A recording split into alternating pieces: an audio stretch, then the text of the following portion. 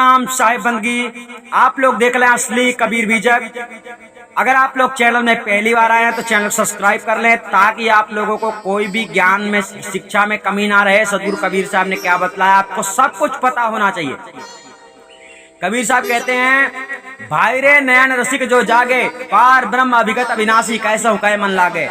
असली अमली लोग खुमारी तृष्णा कतम संतोष न पावे, काम क्रोध दोनों मत वाले माया भरी भरी आवे।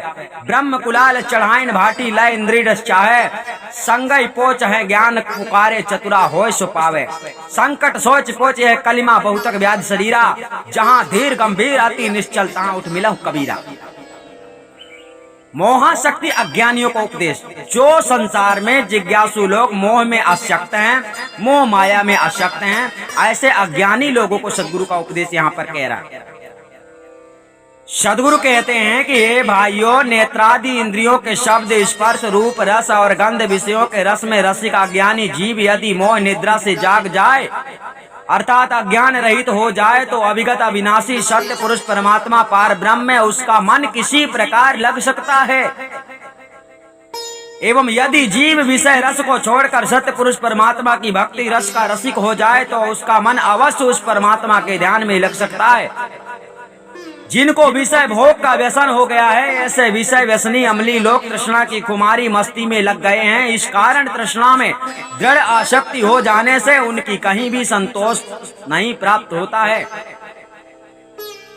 क्योंकि काम और क्रोध ये दोनों बड़े ही मतवाले हैं। इनके लिए तो पूर्वोक्त माया रूप कुलवोरिन, यानी माया जो डुबा देती है जीवों को, उसको कलवारिन बोल रहे सदगुरु यहाँ पर। विषय रस का प्याला भर भर कर आकर पिलाती रहती है, जिससे उन मतवाले लोगों पर विषयों की तृष्णा रूप कुमारी सदा ही छाई रहती है।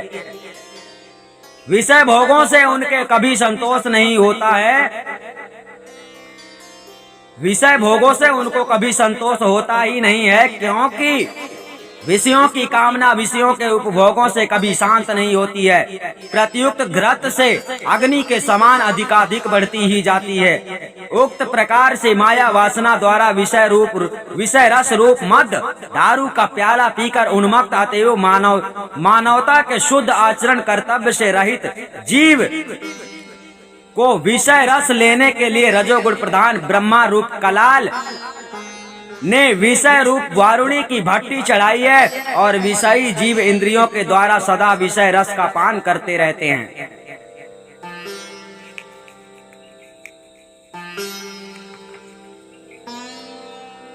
और चाहते रहते हैं, परंतु पोच कुत्सित खराब मन उनके साथ ही है, फिर भी वे लोग उसके साथ मिथ्या ज्ञान की पुकार कर लगाते रहते हैं। किंतु वास्तविक सत्य ज्ञान तो जो चतुर विचारशील होता है वही पाता है।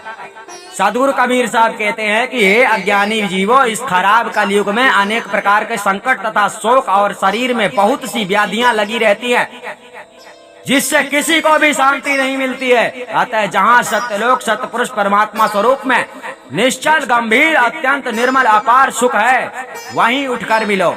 अर्थात हे जीव, तुम किसी भेदी संत सदगुरु की शरण में जाकर उनसे भेद समझकर ऐसा साधन करो कि जिससे तुमको अपार सुख का सागर सत्य पुरुष परमात्मा सारस्वत स्वरूप की प्राप्ति हो जाए। अब आपको यहाँ पर समझ में आया है जो यहाँ पर कह रहा है भेद समझकर। भेद समझने का मतलब क्या है कि भक्ति का भेद क्या है, मुक्ति का भेद क्या है। आदि अनादि में जितने संविधान लगाए गए हैं भक्तों को चलाने के लिए, भक्तों को भक्त बनाने के लिए, मोक्ष प्राप्ति कराने के लिए, वे सभी संविधान आप लोगों के लिए अति आवश्यक है। वह संविधान ही आप लोगों की सबसे बड़ी साधना है। अगर आप संविधान पर चल पड़ते हो तो परमात्मा को आप प्राप्त कर पाओगे, परमात्मा को समझ पाओगे। परमात्मा भेदी गुरु के द्वारा ही आपको ज्ञात होता है। परमात्मा का परिचय ज्ञान भेदी गुरु के द्वारा ही होता है, परंतु उसमें स्थिति पाना, उसके काबिल होने के लिए तुम्हें कर्म करना पड़ता है। अगर कर्तव्य किए बिना संसार से कोई मोक्ष पाना चाहता है तो वह इस जन्म में सपने ही देखता रहेगा, उसे मोक्ष कभी नहीं मिलेगा। सतनाम साहिब बंदगी, हम आपको फिर मिलेंगे।